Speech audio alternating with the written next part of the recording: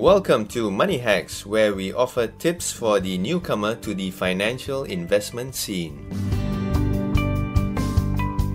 Hi everyone, I'm Chris Lim and my co-host is Ernest Lewis, SPH's head of podcasting.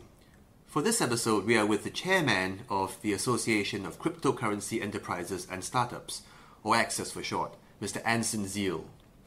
Now, Anson, many have said that the blockchain technology underpinning Bitcoin is more important even than the famous cryptocurrency itself. Let me give you this scenario. Say I'm a customer, I'm looking for a good deal. And, I'm looking for cheaper and easier, faster insurance. It could be cheaper, faster and easier legal advice as well. I could be looking at the area of property transactions. How does this work out in this sense? How can this kind of technology help us in the longer run? To understand blockchain in one sentence, it is a very, very huge distributed database. Distributed meaning that everyone in the world can download the same database, where it does not get shut down. That's the most important point to understand. Now that with the understanding that it is a database, everyone gets a copy, that means that there's one single source of truth. Meaning, if I am in one country, I did a transaction with a business, with my client, you in another country can also see it as well. To be honest, right now, the technology is still going through a lot of improvements. It's actually not that cheap yet to actually go into mainstream. For example, when I created a smart contract for one of the ICO companies, the cost is actually north of over $100 US if you calculate how much ethers there are right now. So most of the use cases today are very targeted. So for example, Bitcoin can only process 7 transactions per second, whereas Visa can do north of 1,000 and even more. So for example, that means Bitcoin can't do consumer transactions. It's just too slow for it.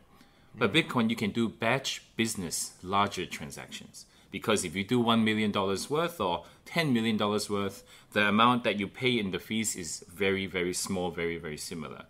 And so that's why in terms of looking for good deals, blockchain may be something that can make things more efficient depending on how it's being implemented. Major of the good deals today, maybe for example compared to Uber, if you compare it to Grab, the sharing economy industry, it doesn't just have to be part of blockchain. As a consumer, you just have to look at if that company using blockchain or not, cheaper or not. It may not even have blockchain as a use case. But for the end consumer, there may be cases where the cheapest, most attractive product is actually powered by blockchain. There are some, yes. So for example, in the business transfer space, what we do at CoinPip, not that I really want to push it, I'm just saying for the use case, is we leverage on cryptocurrencies to send over the funds for the business. So one of the businesses, mostly in the travel industry, need to send multiple small amounts overseas. And once you do, for example, if you send $20 over SWIFT, you can't do it because you need to pay at least $30. But through our service, it can be $20, and then we only charge 20 to 60 cents, which is way cheaper than sending overseas.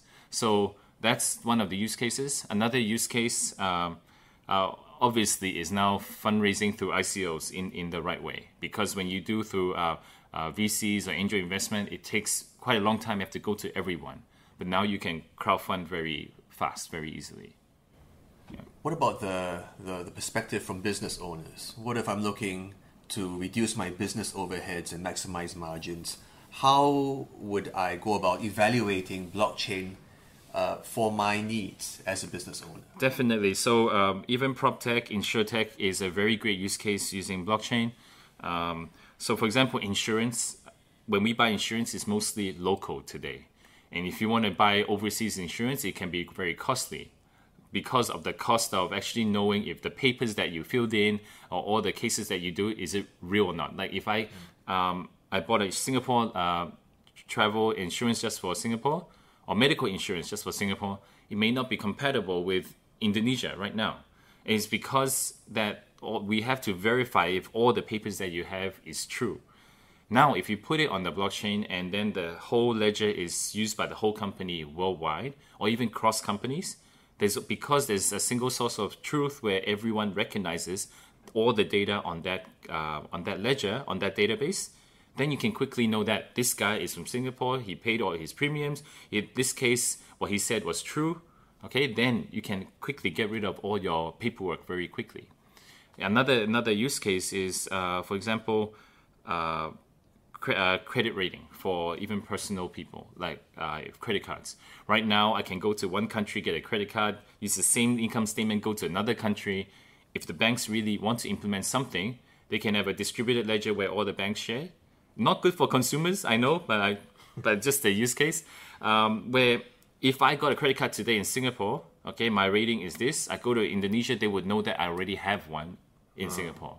Okay.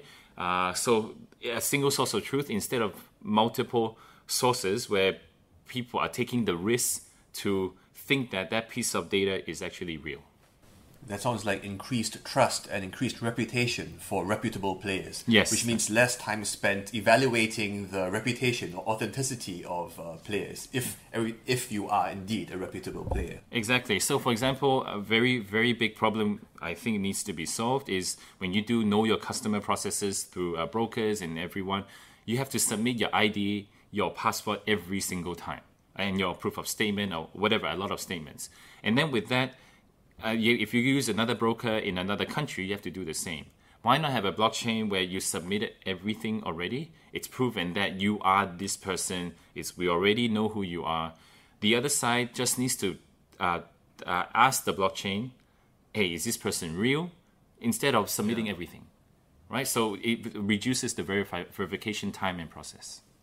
So let's say if I'm a customer or Chris is a business owner, at Access itself, you do have guidance for people like us who want to find out how to track these things. You do guide us? We are coming out with a guidance working with the regulators right now. But as I spoke to the regulators, the last few years has been changing so much. Even in 2015, when we had Access, we never thought of ICOs becoming so big. ICOs became so big in the second half of 2017. And now we are seeing things morphing as well in this space. However, by joining Access, you have the network to people with the experience. For example, within Access, we have lawyers experienced in dealing with cryptocurrency, blockchain, and companies doing ICOs. So definitely can point you in the right direction once you join the community. Well, thank you, Anson. You can find more of the episodes, both those we've done with Anson and others, on the Business Times and the Straits Times. Now to you, our listener, we'd like to invite you to pose your own questions or scenarios to moneyhacks at podcast@sph.com.sg. That brings us to the end of this episode of Money Hacks, where we help you make sense of trends and your finances. Do note that any financial or investment information in this podcast is for use in Singapore only and is intended to be for your general information. Any particular investment or decision should only be made after consulting with a fully qualified financial advisor.